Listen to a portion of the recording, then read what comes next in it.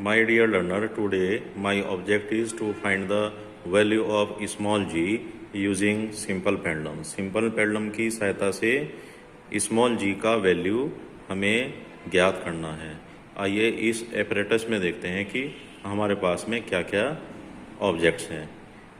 आप देखिए, ये हमारे पास थ्रेड है, वर्नियर कैलिपर्स है, बॉब है यानी एक स्फीयर है जिसको हमने धागे में बांध करके एक सपोर्ट से ऊपर बांध दिया है। एक हमारे पास में स्टॉप क्लॉक है। तो बच्चों, स्टॉप क्लॉक का लीस्ट काउंट कितना होगा ये आपको आता ही होगा। आप इसमें देखिए कि इसका लीस्ट काउंट कितना है, 1 सेकेंड। कैसे आता है, 5 और 10 के बीच में कितने स्मॉल डिवीजन है, 5 हैं। तो आपने करना है 10 - 5 divided by the number of division in between 5 to 10। तो that is 5/5 will be equal to 1 second. तो इस स्टॉप क्लॉक का जो लीस्ट काउंट है कितना है, 1 सेकेंड है।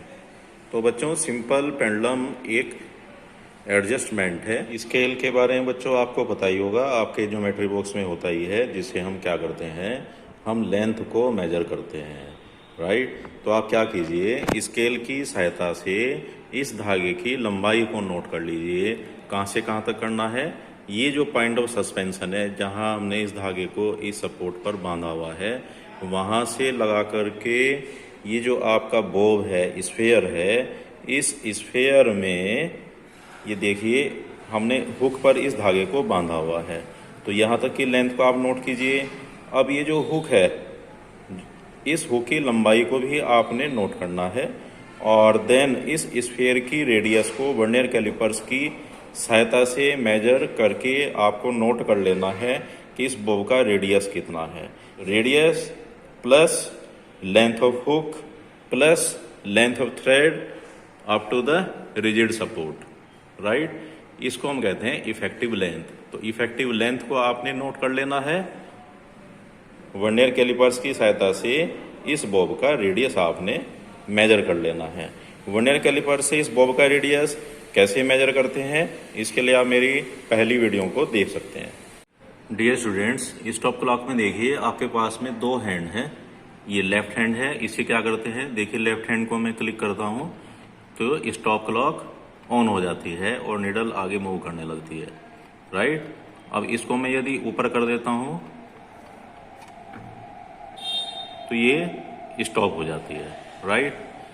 और जो आपका राइट हैंड है, ये देखिए स्टॉप क्लॉक का राइट हैंड ये है, इसको यदि मैं क्लिक करता हूँ तो वापस से रीसेट हो जाती है, राइट।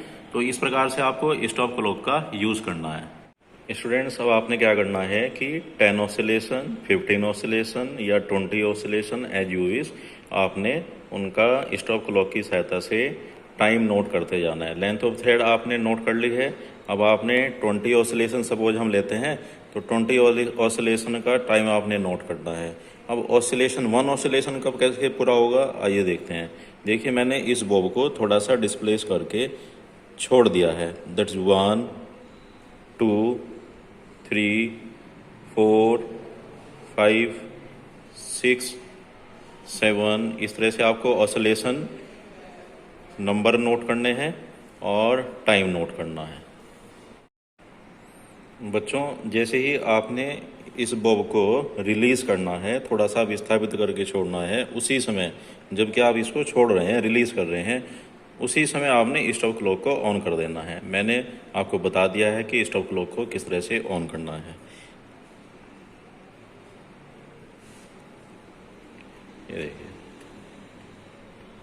तो आपने लेंथ ऑफ थ्रेड को चेंज करके फिर से नोट करना है और 20 ऑसिलेशन का टाइम नोट करना है। इस प्रकार से आप लेंथ ऑफ थ्रेड को आप चेंज करते जाएंगे और 20 ऑसिलेशन का टाइम नोट करते जाएंगे।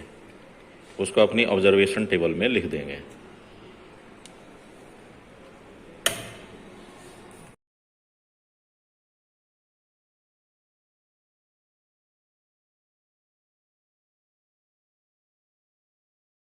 डियर स्टूडेंट्स, हमारी ऑब्जर्वेशन टेबल कुछ इस प्रकार से रहेगी। सेकंड कॉलम में इफेक्टिव लेंथ ऑफ पेंडुलम को लिखा गया है, which is length of thread plus length of hook plus radius of the Bob. Next में 20 ऑसिलेशंस के टाइम T1 और T2 को लिखा गया है।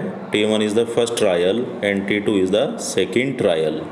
देन इनका मीन निकाला गया है which is T1 plus T2 divided by 2। Next column में आपने टाइम पीरियड को कैलकुलेट करके लिख देना है।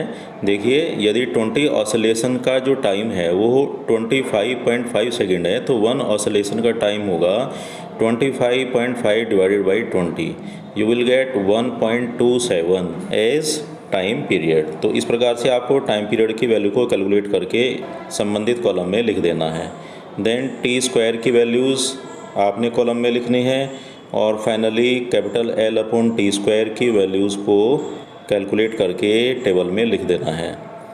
Radius of the bob 1.10 centimetre लिखी है और टेबल में L अपॉन टी स्क्वायर की जो वैल्यूज़ हैं उनका मीन निकाला गया है which is 24.49। Then small g equal to 4 pi square L upon T square फार्मूले का यूज़ करते हुए आपने स्मॉल g की वैल्यू को कैलकुलेट कर देना है which is 965.84 centimetre per second square. अब स्टैंडर्ड वैल्यू स्मॉल g की भी आपको पता होती है, कितनी होती है 980 सेंटीमीटर पर सेकेंड स्क्वायर। तो स्टैंडर्ड वैल्यू और एक्सपेरिमेंटल वैल्यू जो हमने कैलकुलेट करी है इन दोनों की सहायता से हमने परसेंटेज एरर को भी कैलकुलेट करके दिखाना होता है।